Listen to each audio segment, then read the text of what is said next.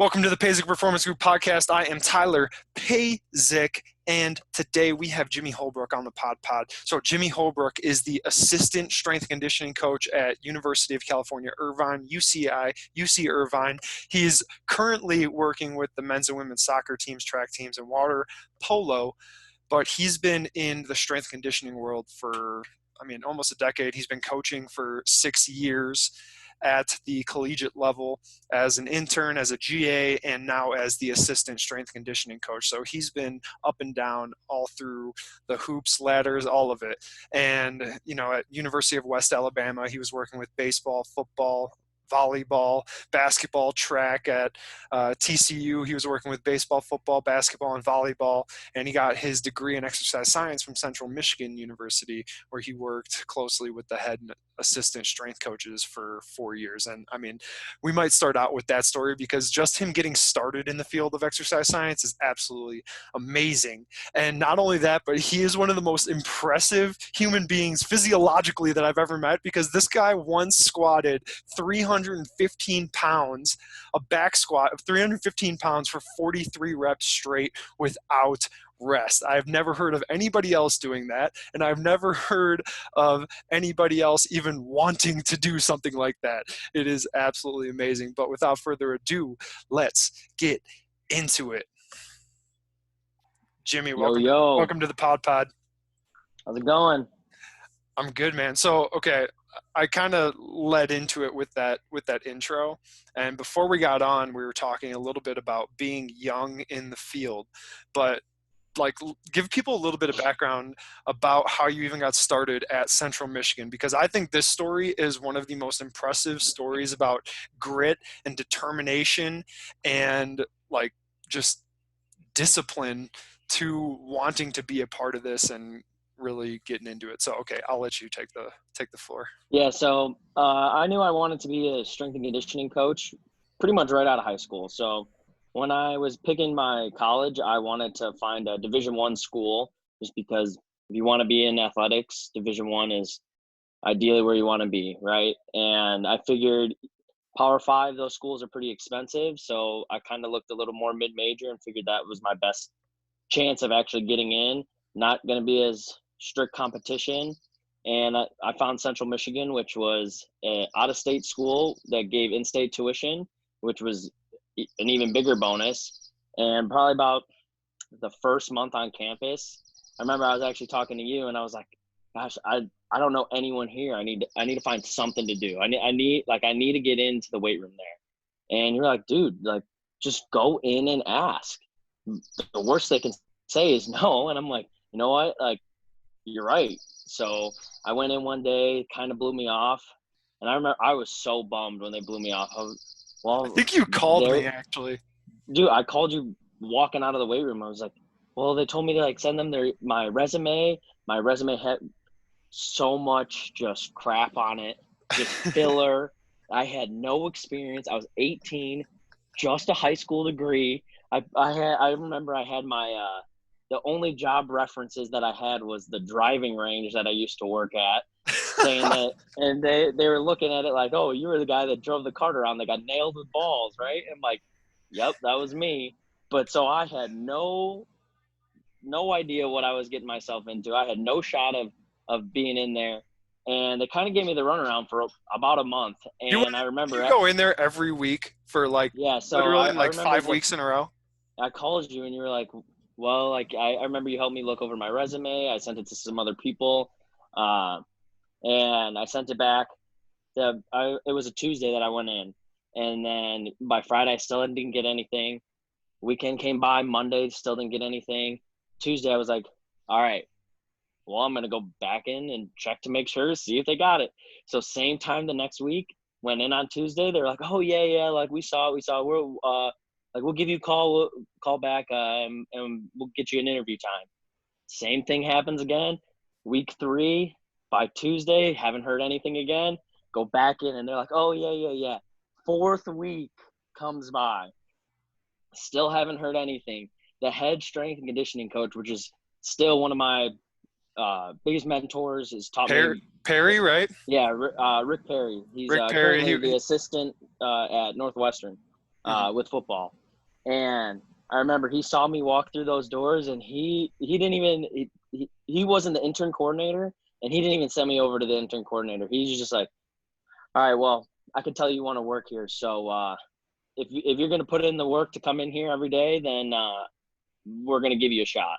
Pretty much, just what they wanted me to prove that I wanted it, and clearly showing up at the same time every week for a month proved to them that I wanted to be there. So he didn't even say anything else. He's like, are you free at 6 a.m. tomorrow?" And I was like, well, I mean, yeah, like there's nothing else what else could I'm I a freshman in possibly be college, doing? man. Yeah, I was like, what else could I possibly be doing right now? I mean, besides sleeping, but you got your whole life to sleep. So next day I was there at 6 o'clock, freshman, 18 years old, didn't know a single person, just stand in the corner, not saying a word. I was awestruck. Like I had no idea what to do. I remember it was the gymnastics team, which I would also say they're the best team to start a strength and conditioning career with, because they are physical specimens when it comes to moving their body, and they are very good at using poor coaching cues. So as a starting out as a freshman, not really knowing what to do, that was the perfect team to work with, because I could give them the worst cue possible and they would still somehow figure out what I'm trying to Yeah, say. because they were just so aware of their body. Yeah, and I mean, gymnastics is a brutal sport, and 6 a.m, they were just miserable. So they weren't gonna lollygag, mess around. They were gonna get in, get their work done, get out, go right back to bed. That's amazing, dude. So after this, you basically showed up like every day for the rest of your college career, and then Yeah, you ended your college career and you found a graduate assistant spot at UWA, and then, or no, you got that intern job at TCU, and then you went to UWA and was a graduate assistant there, and now you're the assistant strength coach at University of California Irvine.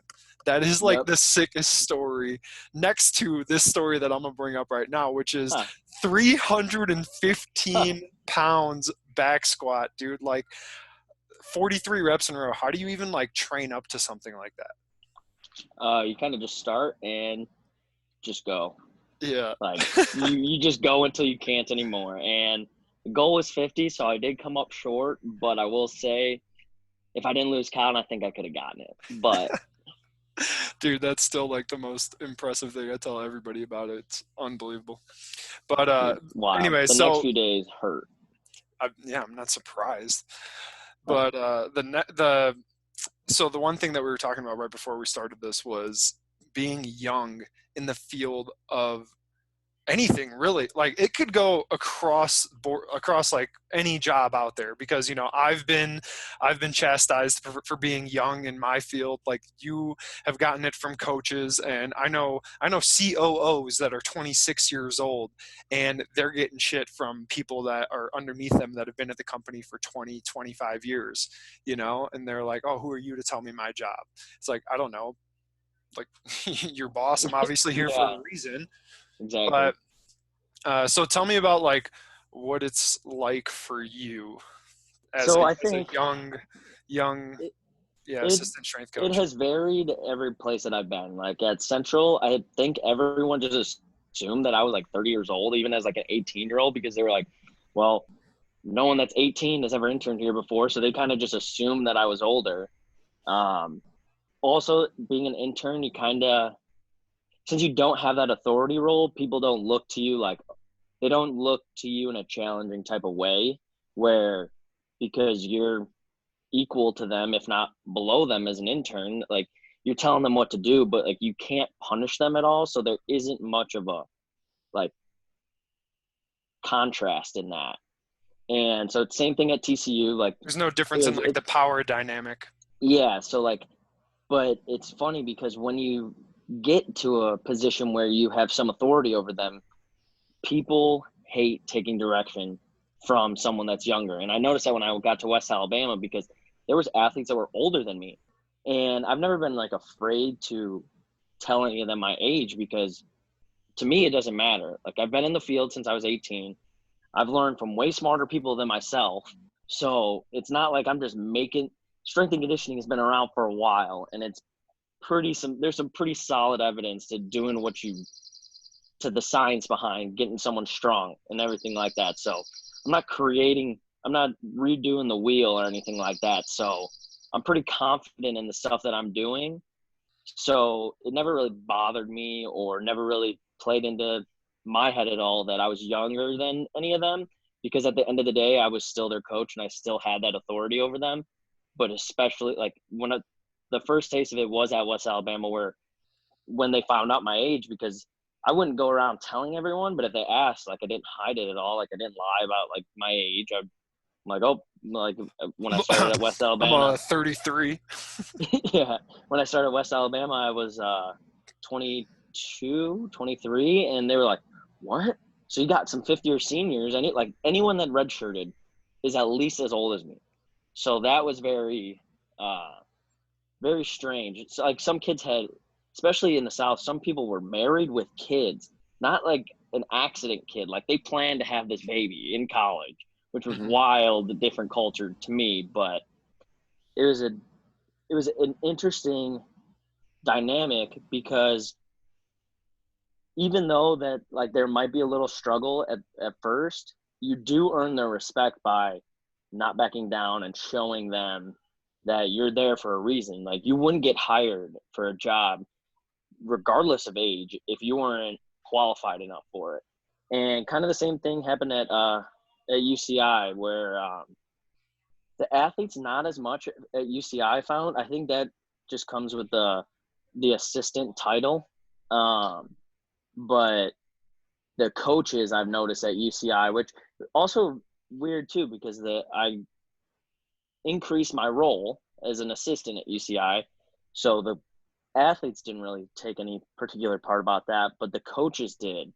Where at West Alabama, as a graduate assistant, the coaches really kind of trusted me a little bit more, which that was a small department and I was pretty much an assistant coach there. But the coaches at UCI kind of, they don't doubt, but it's almost like they expect not validation, but evidence to why I'm saying what I'm saying. And they really want like reasonings, and like, it's like almost like they're testing you. Yeah, like if you're writing a paper, like they want APA citations and all of this, when it's not like, they won't just take your word for it, which I'm also new, so like I haven't built that rapport with them yet. But it is just very interesting, like being young, like I'm not reinventing the wheel. Like I didn't just make any of this stuff up. So it's just very interesting to see that aspect of it. I don't know what you've experienced on your end, where just being young, where coaches think it's like a lot of the stuff that I learned from all the coaches in my career, where it's like, if I could say the same exact thing that Zach would say, but he wouldn't get Zach Dechant, Zach the Dechant at TCU assistant strength coach, where he's like nationally renowned. Yeah, he's the intern coordinator at TCU and like one of my mentors. And if we said the same exact thing to the same coach, we'd have completely different responses from them. Yeah, because of his tenure as a strength conditioning coach. Yeah. Because like, you are younger, so they look at you and you don't have as big of a name as him yet. So they like look at you and they're like, like, well, tell me more. Like, why should I do this? Like, they're almost testing you and like trying to make sure that like you really do know your stuff, even though that almost comes down on like the person who hired you as well, then, in my opinion. Yeah, exactly. Like, they're testing you, and it's like they're also testing the head guy or the people that hired you in the first place, because they're like, okay, like, it's almost like a whole institutional thing. But at the same time, it's just people are uncomfortable getting direction from people that are younger than them sometimes. And like, one thing that I found, that if you just have to fake it till you make it, almost. If you act as confident as you can, like, I mean, that goes with any type of coaching also. If you have any hesitation in your voice, they're not going to listen. They're not really going to buy into what you're saying. So same thing when you're talking to coaches. You have to, even if you're wrong, you have to own it. And you have to really sell it, because if you don't believe it yourself, or you don't make it sound believable, kids aren't going to listen to you. Coaches aren't going to listen to you. You have to have that confidence in what you're saying, even if you have no idea.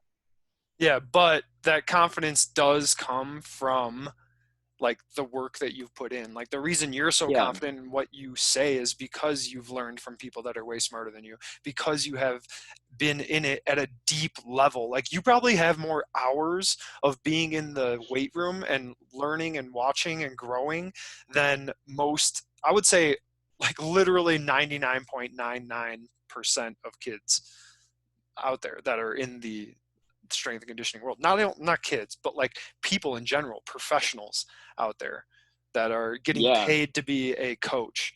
You have more experience than them. That's like my guess. If you've been in the weight room for 12 hours a day, basically every day yeah. since your freshman 12 year, hours a day, for 7 days a sure. week for, yeah, since I was 18. Yeah, and it's kind of funny actually. I can definitely tell when a coach is new.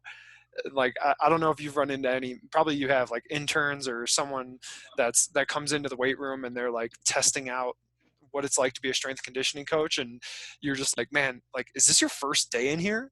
Or Exactly, yeah. I remember there was this guy, Anthony Concialdi, that actually has been on this podcast. He's been on it twice now. And I had been coaching for a few years when I first met him.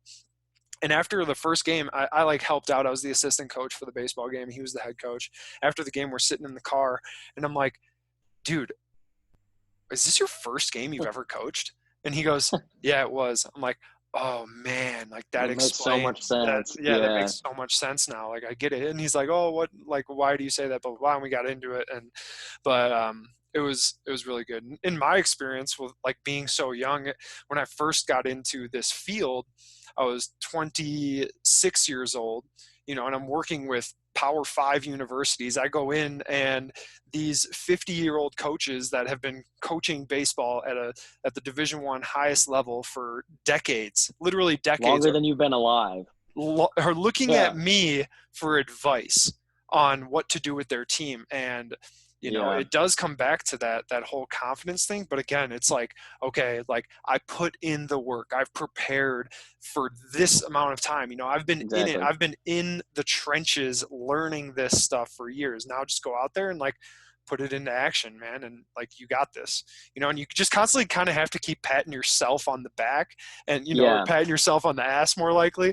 And like just continuing to ride in there and be like, okay, like you got this, you can handle it. And then one day, like everything just clicks, and it's like nothing can take you down, and you walk into a room with people who are definitely way older than you, and yeah, some of them might look down on you, but you say screw it, and you let them know yep, what you have to offer. And usually, but at least by the time I leave the room, they're all yeah, on board.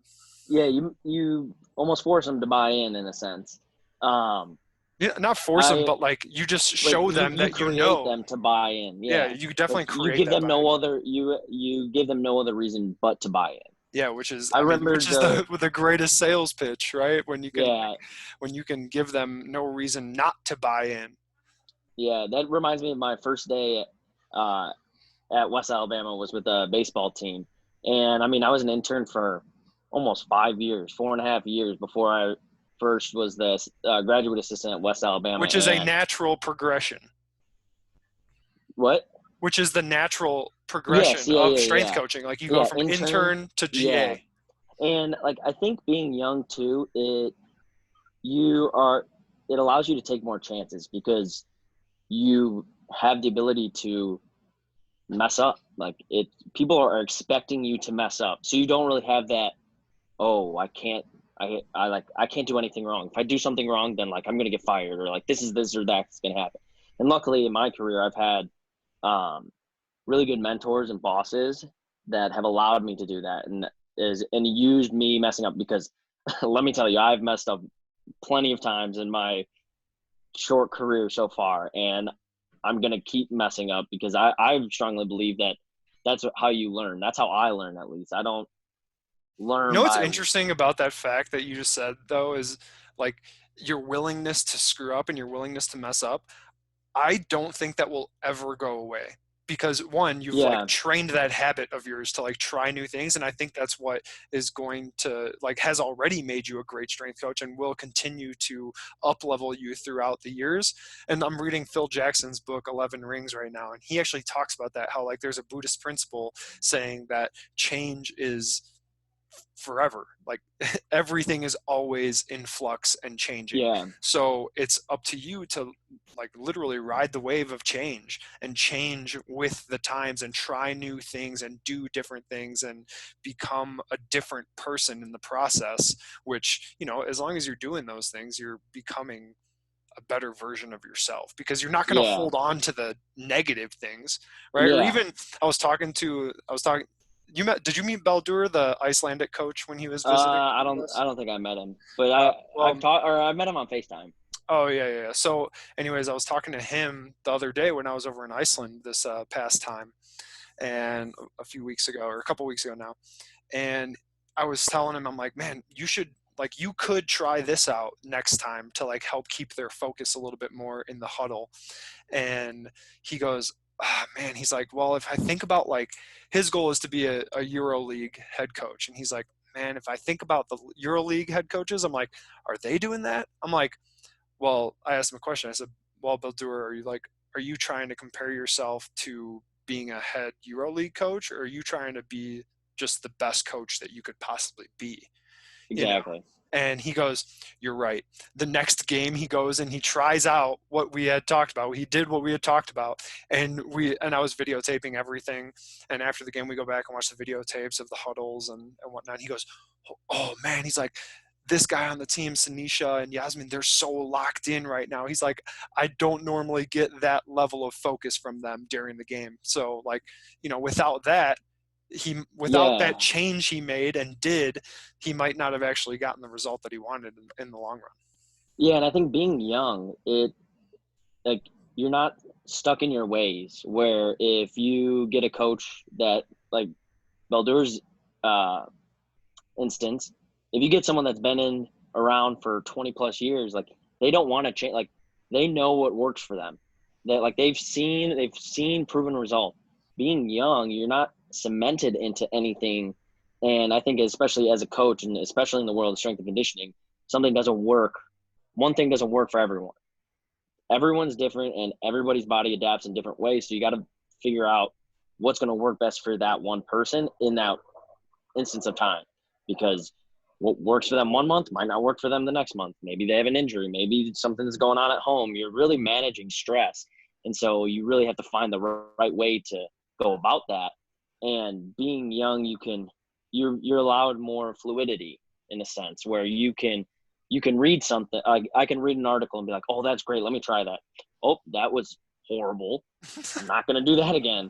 Or, oh, I really like this. Oh, that works for A, B, C, but not D, E, or F. Like, so I think that gives you a lot of Yeah, a flexibility little flexibility. to try new things and figure out what works for what's your best way to do something. Mm-hmm. I remember my first day at going back to my first day at West Alabama. I think what has helped me so far was will remember that day for my whole coaching career, because I was an intern. You know, I thought I knew everything, right? I was like, I was at Central Michigan. Then I was at TCU. Now I'm at West Alabama. Like, this is like a small D2 school. Like, I got this. This is no problem. And the first day, like the way I got that job was guy that interned with me at Central Michigan was the other graduate assistant there, and he kind of led me into it, which I'm very lucky and thankful for, because I got it when most graduate assistant applications don't happen in the summer because of my internship. So worked out pretty well for me, but I expected him or one of the other coaches to kind of like be in the room, kind of watch me, like just make sure like I wasn't doing anything wrong. Both of them left me alone in the room. I was like, well, it's sink or swim. Got to do it. Like, it's either going to work or it's not. And I remember I set up an RDL and a bench shoulder activation, and it went miserable. There was not nearly enough space. I could not do what I wanted to do. And I had the sheet written out for 4 weeks, like a whole month cycle. scratch every single thing out and had to change every little bit of it. And I was like, well, that doesn't work. So trial and error, at least for me, has been, I mean, pretty much like my whole career, because I I haven't think I been think in anything that long enough. what you just said though, again, goes back to your level of knowledge in the field, because you had the confidence, instead of trying to make it fit, you had the confidence to just be like, screw it, like I'm crossing all this out and I'm going to go in and I'm going to fix it because I know that I have the knowledge to fix it. Yeah. So it's like, And I think in strength and conditioning, that's the number one thing that you need. You need to be able to audible. If you can't audible, then you're not going to be as good of a coach. And I think that's not just in strength and conditioning, actually, in anything you can in life, because nothing is going to go according to plan. I mean, something crazy happens all the time. I mean, right now, this is April 2nd with the coronavirus. Everyone is scrambling to figure out what to do.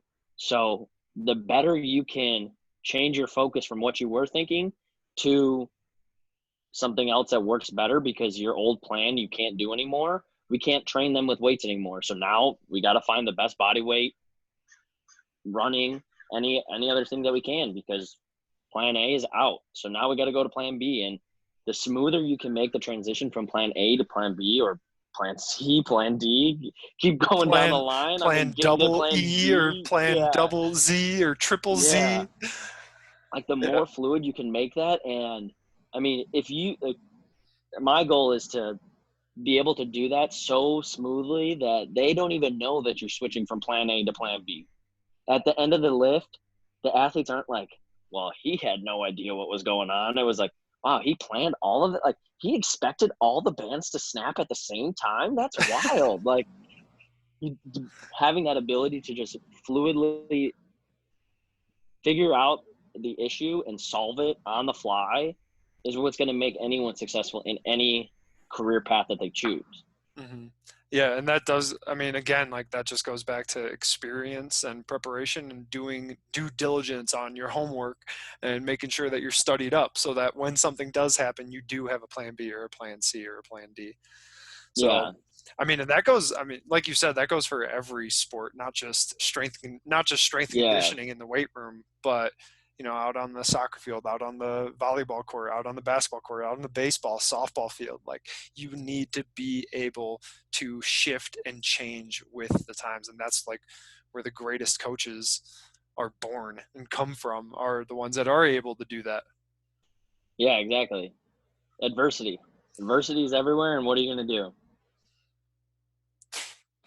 Freaking step forward with your best self is my answer to that. Yeah. But going back to that focus technique I learned with Baldur, for those that are listening, I just wanted to go through it real quick. But basically, it's called pattern interruption. So with pattern interruption, what that is like, say you always have your guys sitting on the bench listening to you during a timeout.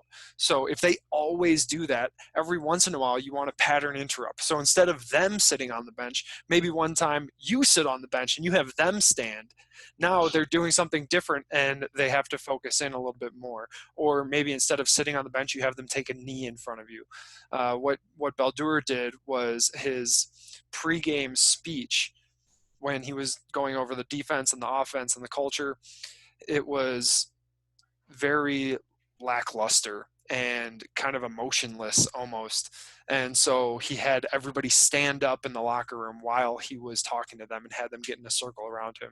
And like, everybody was locked in. Nobody was fussing with their shoes. Nobody was fussing with their jersey or anything like that. They were all locked in on the moment, because it was like, oh, I can't go down to my shoes anymore and Yeah. stuff like that. So like, pattern interruption is great for building focus and getting the guys out of their comfort zone. Yeah. That actually reminds me of what our basketball coach at UCI does. Russ Turner. They they won the first round of March Madness last year. Winningest coach at UCI, just go getter. And he's one of my favorite people on campus, because he just tells it how it is. He has the ability to do that because he is the basketball coach that's the number one sport here, and has had a lot of success So he gets that luxury of doing that, but I me and mean, but him, that's also probably why he is where yeah, he exactly. is. Like it's one and the same. Like he wouldn't be the coach he is if he didn't act that way, and he wouldn't have to have that success, and he couldn't talk that way if he didn't have the success. So it goes hand in hand. But when he is just electric on the court, like he is just yelling and cursing. You can hear him from the top row. And I remember one of the last games, he broke the clipboard, even just throwing it on the ground because the guys were not doing what he had it envisioned in his mind. And when he gets really mad, they normally pull chairs out, and he will just curse the managers out to be like, no, get back there. They're standing right now. And he probably doesn't even know what he's doing, but that's that pattern interruption that you were talking about. Yeah, they Where, just can't sit down. And when you get into those habits, your brain gets into these yeah, habits and it literally shuts off. Like a habit is formed yeah, so that your brain can use less energy. And so when you throw in a pattern interruption, the brain has to pay attention all of a sudden because it doesn't know really what's going on. And it's not, yeah, you don't want to do it like to a crazy extent because obviously then that yeah, just causes confusion. But you want to do something small so that the habit is broken and the brain has to work a little bit harder to get them yeah, to focus a little bit more.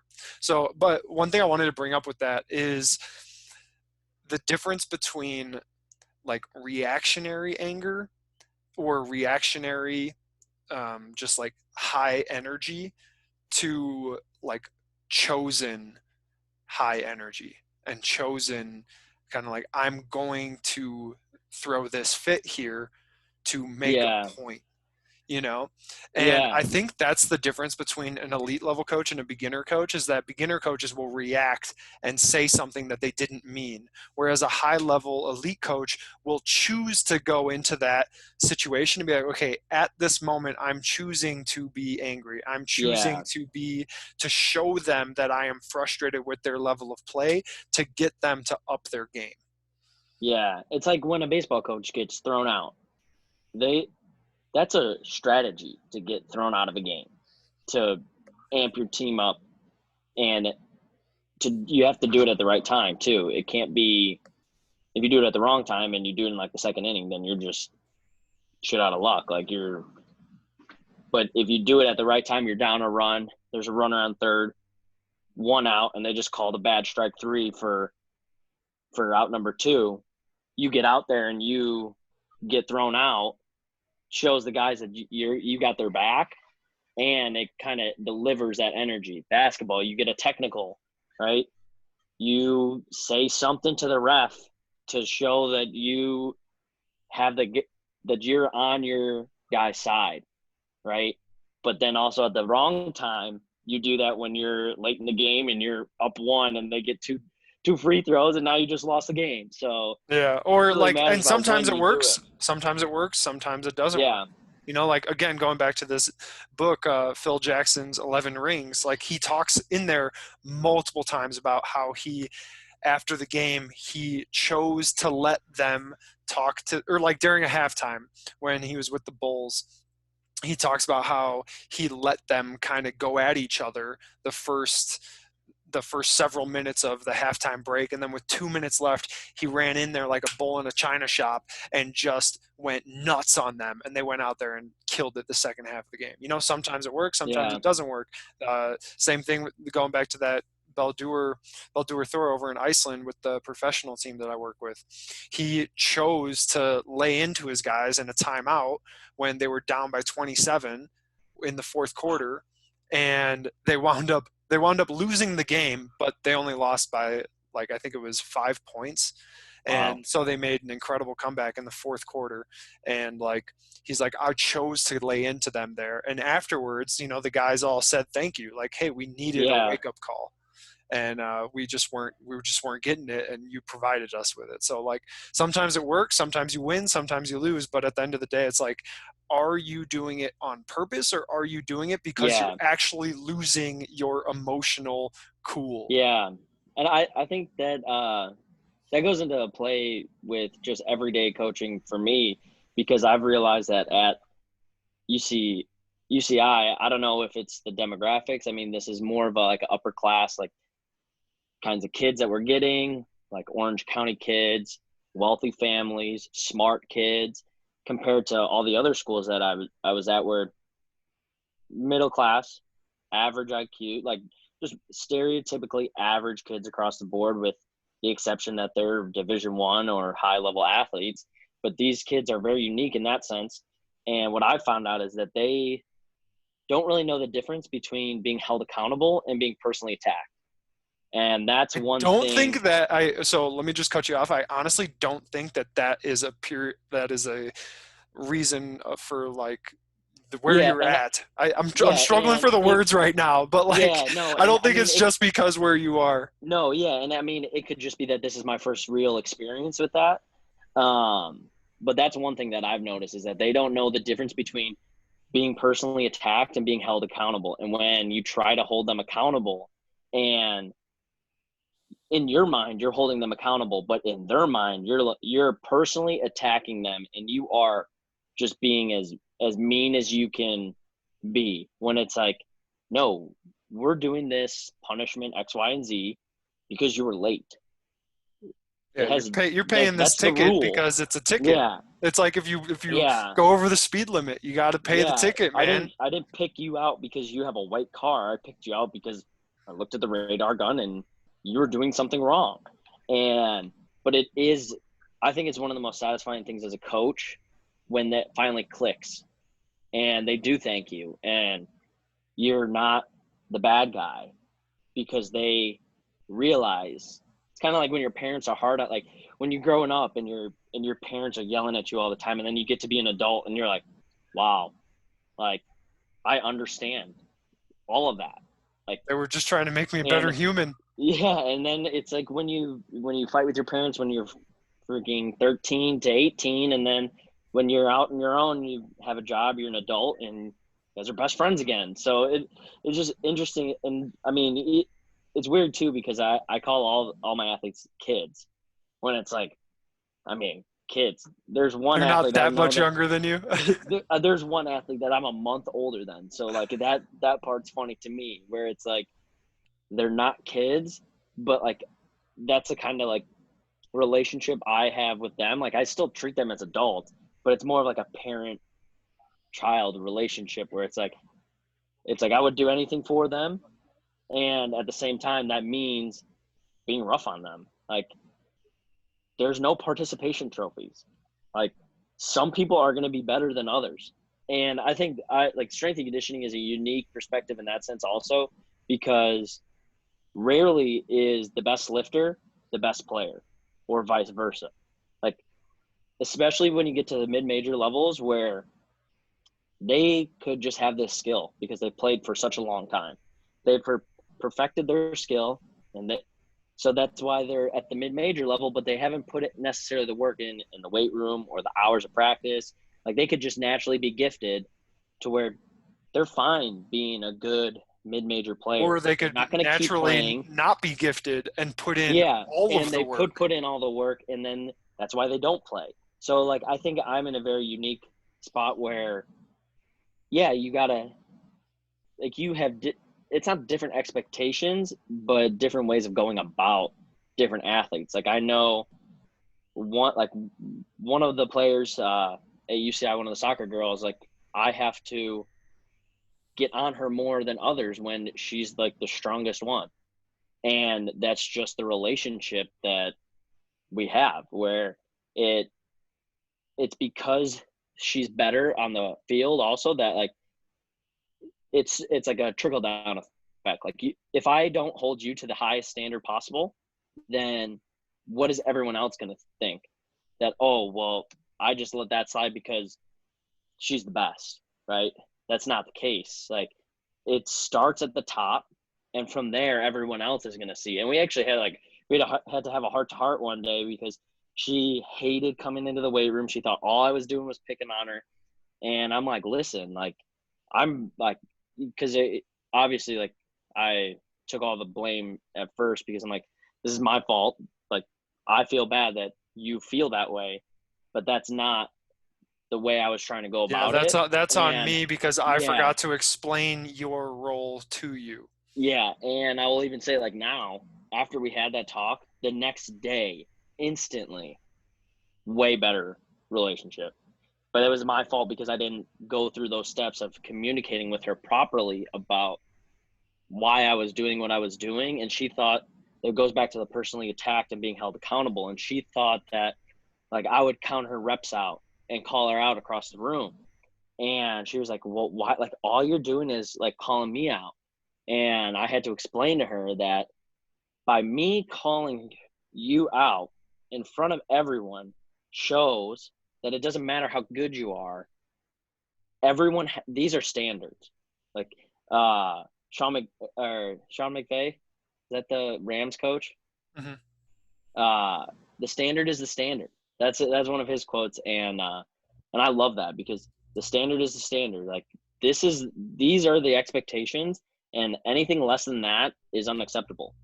And once I had that conversation with her, it clicked because she was like, well, there's so many other people that are skipping reps. And I'm like, yes, they are.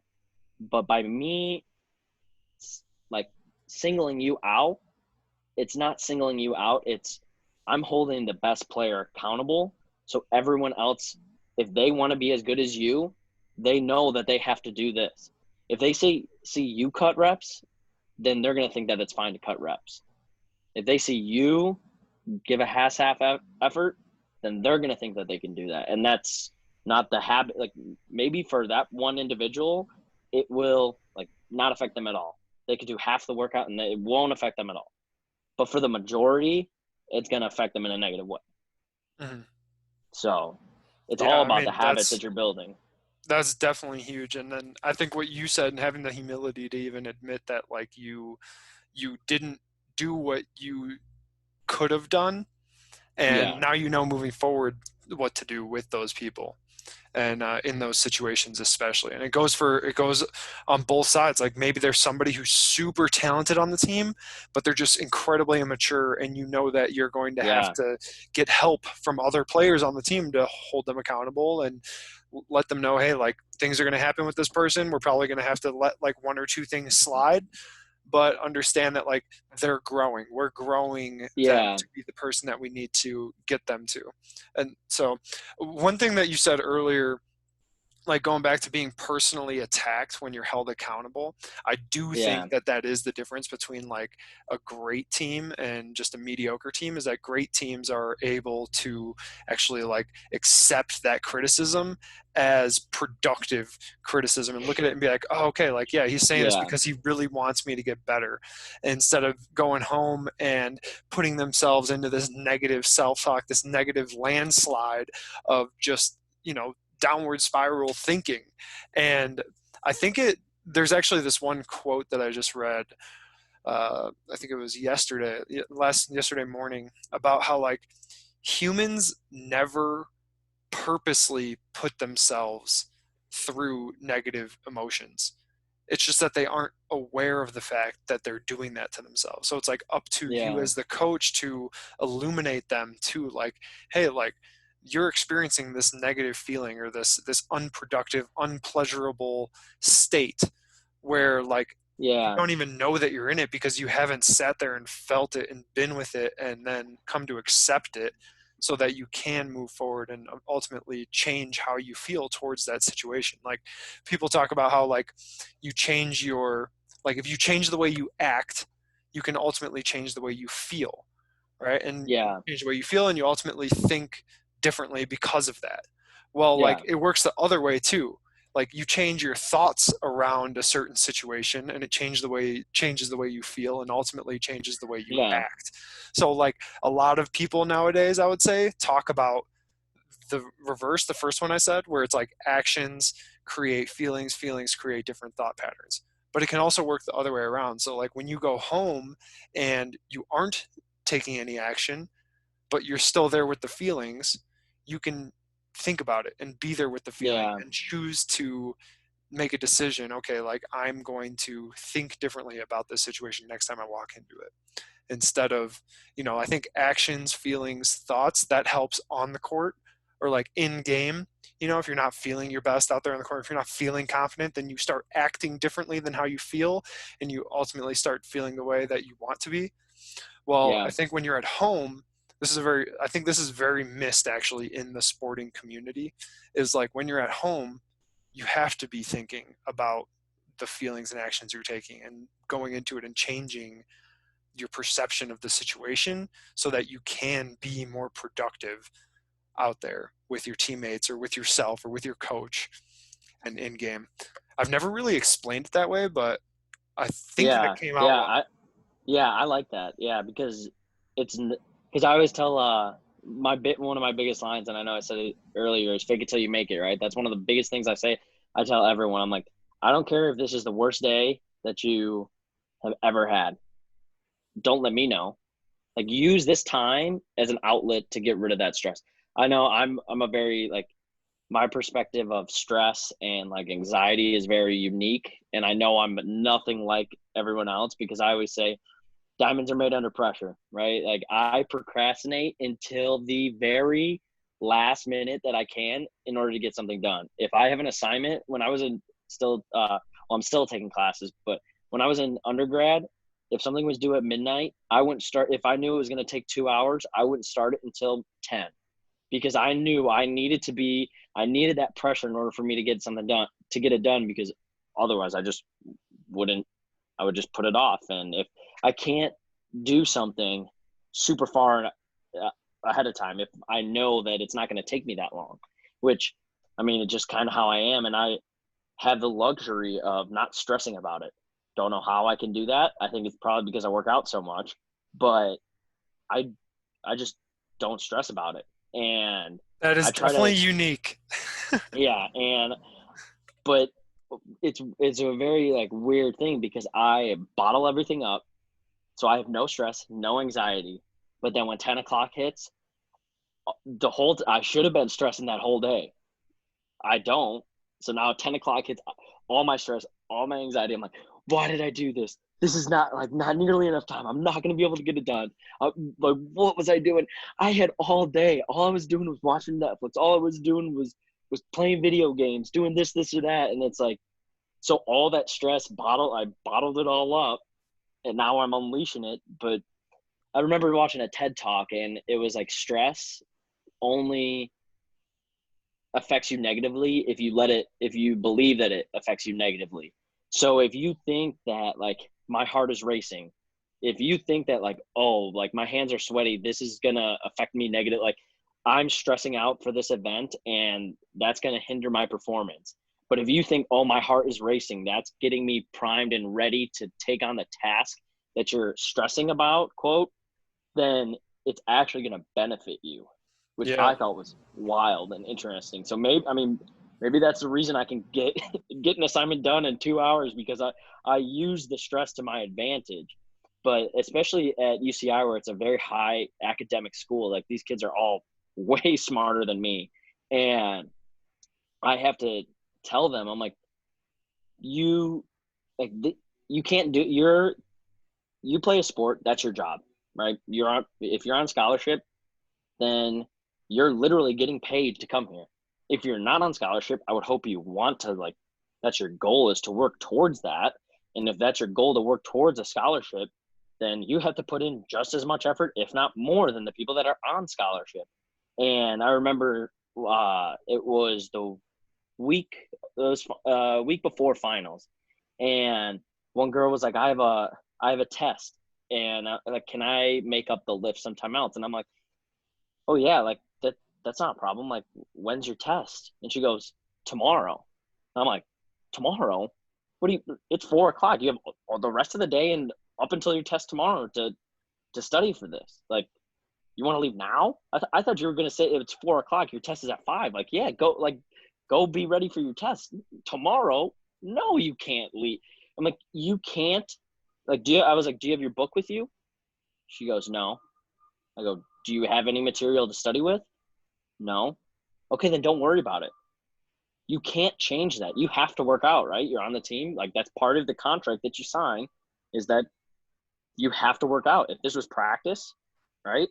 Practice, you have to go to practice. So these are the things that you have to do. So why are you wasting your time stressing about that? Use that as your time to de-stress. Use that as your time to decompress and get rid of all that And not only anxiety that, because but like, you have no control over it. yeah, not only that, but the working out will actually probably help her study better Yeah, exactly. than Yeah. where Yeah. And she's at. that's what I say. And And going back it, to that, like using stress as a yeah, positive, there's so much research out there about how like it actually is beneficial for you if you believe it is, and if you change yeah, your outlook on it. It's actually called anxiety reappraisal, where if mm, you look at those nerves, those pregame nerves or those pre-test nerves as a bad thing and as anxiety, when you say the word anxiety, it actually becomes a deterrent. Whereas if you use it like something saying like, I'm excited about this test, or I'm excited to go out there and perform, I'm excited to go and compete, then it actually helps your performance in a positive way. And there's research even down to like measuring arterial pressure or arterial, what do you call this? Like uh, expansion and contraction. yeah, That's not the right words, but arterial, like, it's in my gosh, mind. nitric oxide expands your, Vasodilation. yeah, there we go, Dilation. vasodilation and vasoconstriction, right? And they actually did research on this where like when you looked at stress as negative, your arteries would constrict and Yeah, therefore blood would not flow as ideally to your muscles. yeah, Whereas when you look at it as a positive and you look at it as eustress, as like your body getting ready for this action, then your arteries yeah. actually vasodilate Dilate. and get bigger, for those of you who don't know Yeah, what that word means, and like helps you perform. So yeah. it's a very It's interesting topic to talk about, because a lot of athletes think like, oh, I have nerves before my game, it's bad, the way I'm feeling right yeah, now is bad, I'm not going to be able to perform at my best. Whereas like, no, it's literally the way that you're looking at it and understanding that yeah, that's how you're going to feel. Like I remember when I was playing at Indiana State and I went out there, and that's when I first went out there, my adrenaline was so high and I did not know how to control it because I didn't know the techniques that I know now that I wish I knew back then. But like I first went out there and it would freak me out. But then over time I yeah, noticed, I'm like, oh, this is how I'm going to feel every time. Why should I freak out about it if I'm going to feel this way every time anyways? Like you might as well yeah, get used to it. yeah. Um, And I just think that, and I like, because like I said, it's very unique for me because I don't stress, which is whenever I tell anyone about that, they're like, you're like a psychopath or something, because that's wild. Everyone stresses. And I'm like, I mean, really, at the end of the day, like, I don't know if it's just nonchalantly. I'm like, it's like the world's not going to end.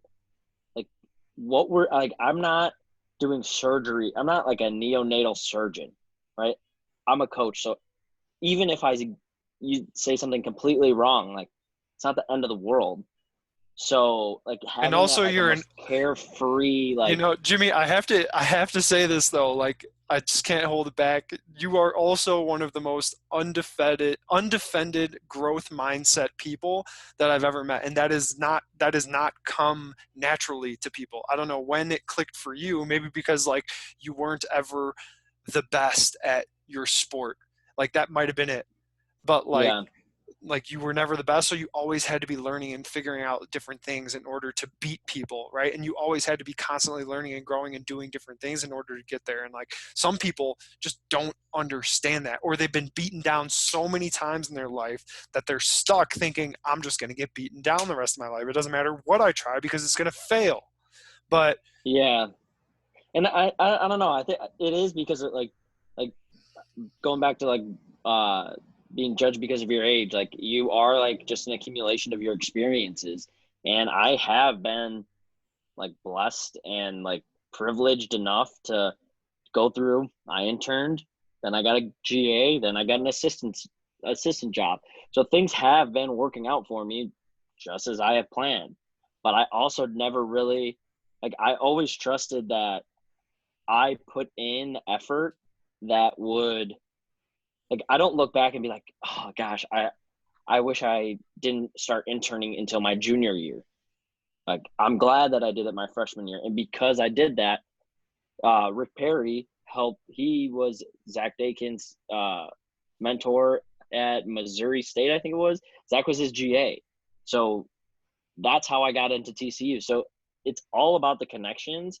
And I felt that I'm confident enough in everything that I've done and the experiences and what I've shown that I'm capable of to the people that are gonna give me recommendations for jobs, are gonna call someone to say, hey, you should hire this guy. That's how I got the job at UCI. Another former TCU intern worked here when I first got here, and he called me, coached me through the interview process. I mean, nothing that wasn't supposed to be done, but he's like, these are like ways that you want to get about it, and not it only strictly because I had got the recommendation through TCU. He's like, if TCU says that they're good, then he's good. Like, he trusted everything that he learned at TCU. So he's like, well, it's not like he's and I gonna think learn at least that much. that gets back to like the beginning of this podcast, how you even first got Yeah. started in strength and conditioning. Like you did not put up. And what's the Yep. old quote of like, luck is when opportunity meets hard work, or Yeah. like opportunity plus hard work equals luck. Like, Yeah. you might be blessed, you might have been lucky, but you also worked incredibly hard and Yeah, took exactly. advantage of the opportunities that you had at your disposal. And then going back to, this might be a good way to just wrap this up, is like getting back Yeah. to the beginning, like going in and having that like never say die mentality, which is like what you did. You went in there week 1, week 2, week 3, week 4, and they finally were like, all right, screw it. If you're going to come in here anyways, you might as well Stop bugging us. you Yeah. might as well grab a rag and start cleaning. Yeah, exactly. And that's, But I try to tell that to everyone. Going back to the story that I remember you told me once about the kid and the starfish. Like, persistence is inspiring, and the more persistent you are, the more likely you are to get something to go your way, because at least you're going to wear the person down to where they're either going to say, get the hell out of my sight, or, okay, stop bugging the crap out of me like they did at Central. They were like, stop coming in. I'm sick of saying no to you, so I'll just finally say yes, yeah, kind of and thing. and So, that kid in the starfish story, for those that are listening right now, I actually heard this story from my dad back in the day, and I mean, I don't know if he was lying. Probably was just making this up, but he told me about how when he was younger, he was walking on the beach in, I think it was like California or Florida somewhere, and the whole beach was littered with starfish. And basically, like, if starfish are out of the water for too long, they die. So he went over there and he picked one up and he threw it back into the ocean. And like, somebody came over to him and he's like, what are you doing? Like, you can't save all of them, but hey, you can save this one. He can save this one. So he picks up another one, chucks it into the ocean. Next thing you know, the person that asked him that starts helping out. Now they got 2 people. Next thing you know, there's 10 people, 100 people picking up all these starfish and throwing them back into the ocean and saving all the starfishes or starfish lives, whatever it is. So yeah, persistence pays off, man. And like, so, but like, to wrap this up, what's like one yeah. thing that you got out of this podcast, and what's one thing that you got out of this podcast that you might want to share with other people, or that like you believe is like a really solid message for people to latch onto? I would say, if you want something, you got to go get it, because if you just sit around and wait for it, no one's going to hand out these opportunities. So the work that you put in is directly correlated to the results that you're going to get. If you don't put the work in, you're not going to get those results. So with the persistence, if you're not persistent at something that you want, either you didn't really want it, or you're not going to get what you're looking for. So putting in that work will always pay off, even if it takes longer than others, because you're going to touch someone who's going to vouch for you at some point. Or maybe you have to meet 100 people. Maybe it's the 101st person that gets you a job somewhere else. If you have to go through a job that you hate to bring you to where you want to be, like, you just have to have that kind of foresight. And what you do every day is going to result in the outcome that you want. If you go in like, oh, woe is me, like, this is just bland, or, oh my, like, I hate this pencil pushing job, but this is going to help me. Everything that I'm doing right now is going to lead me to where I want to be. If you look at it that way, then It will. that's what's gonna. Then yeah, it's gonna work out. Yeah. And if you keep thinking like that, eventually it will. Might be a long time, but eventually it will. Yeah, I think I just read an article about some lady who last year she was like 87 and got her undergraduate degree or something like that. I Oh mean, it yeah, happens literally all the time. Yeah, I yeah, think my biggest takeaway is doing new things and being okay with failing and learning from it and getting better. yep, Like it's okay to be a loser sometimes. You just got to keep learning. yep, But all right, man. Well, thanks for being on. I appreciate it. yep, We'll definitely talk soon. yep. All right, All sounds right, good. see ya.